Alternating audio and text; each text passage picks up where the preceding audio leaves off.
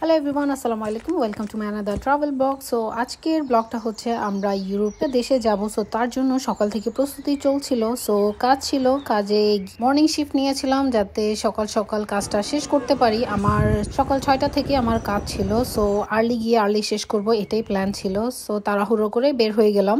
একদিন আগে থেকে আমরা সব প্যাকিং রেডি করে রেখেছিলাম। আর এই তো আমিও রেডি হয়ে গেছিলাম। 12টার দিকে আমরা বের হয়ে যাই, কারণ আমাদের ফ্লাইট ছিল 6টা 30-এর মতো। কিছু ইউরো নেওয়ার জন্য আমি ব্যাংকে চলে যাই। তাড়াহুড়ো করে ব্যাংক থেকে ইউরোগুলো নিয়ে আমি বাস স্ট্যান্ডে দৌড় দিই, কারণ আমাদের কাছে মাত্র 2 মিনিটস ছিল।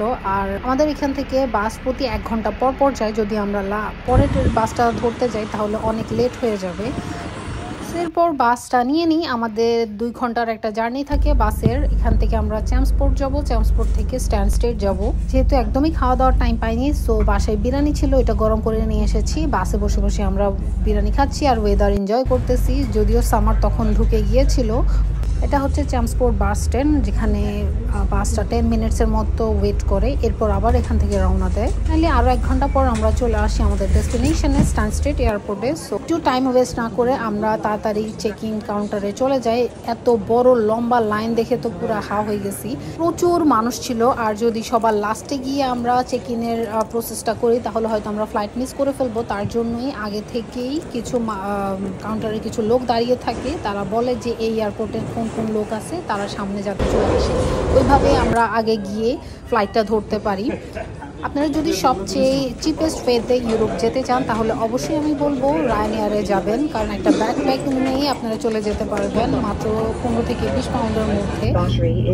টাইম দেখাচ্ছিল 1 ঘন্টা না 2 ঘন্টা সামথিং, কিন্তু আমরা 1 ঘন্টা 45 মিনিট না 50 মিনিটেই স্পেনের জিরোনা এয়ারপোর্টে পৌঁছায় যাই।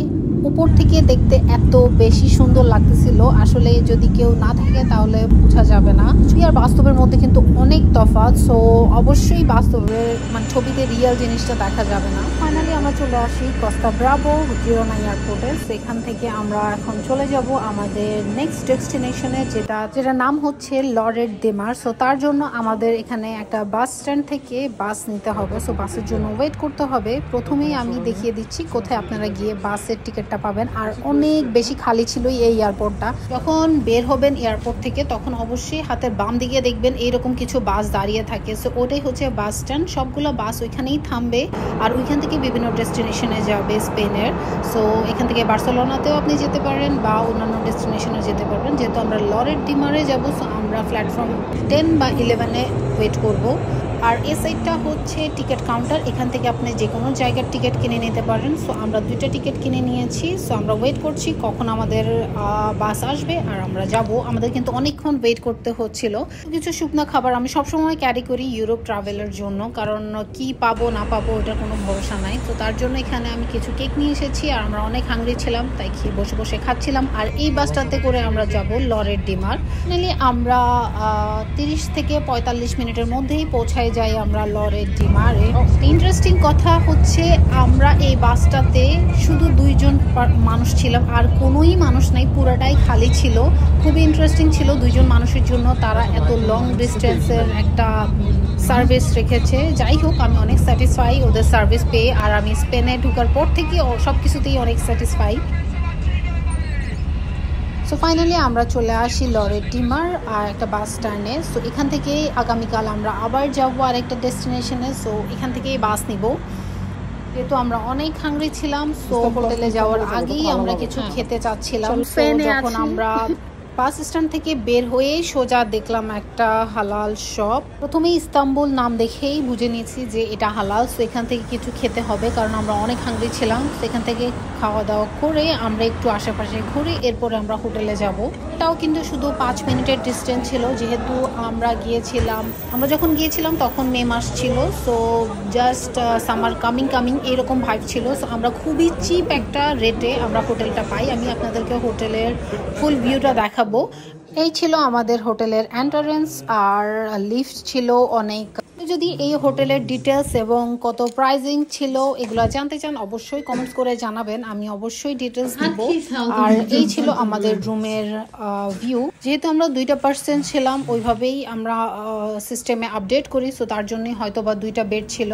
যাই হোক, এখানে একটা ছোট্ট ব্যালকনি ছিল এখানে, আর এই ছিল ওয়াশরুমটাও খুব নিট অ্যান্ড ক্লিন ছিল। সেই তো একটু ফ্রেশ হয়ে আমরা বের হয়ে যাই, কারণ রাতটা আমরা নষ্ট করতে চাই না। আমরা যেখানেই ঘুরতে যাই আমরা ট্রাই করি প্রত্যেকটা মিনিট এনজয় করতে, আমরা একদমই ঘুমাই কম আর যত সম্ভব ঘোরার ট্রাই করি। সো ফ্রেশ হয়ে আমরা বের হয়ে গেলাম এরিয়াটা দেখার জন্য।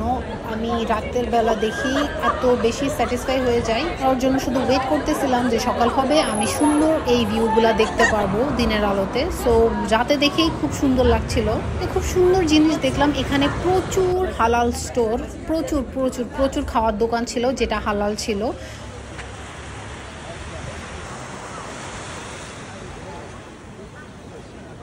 কিছুক্ষণ সাগর পাড়ে ঘোরাফেরা করে আমরা আবার ব্যাক করি হোটেলে। সো এই ছিল আমার দিন স্পেনের জিরোনাতে। সো হোপসো আপনাদের ভালো লেগেছে। আর আমার ভিডিওগুলো যদি আপনাদের ভালো লেগে থাকে please please please do like my video, subscribe my channel and like my page please.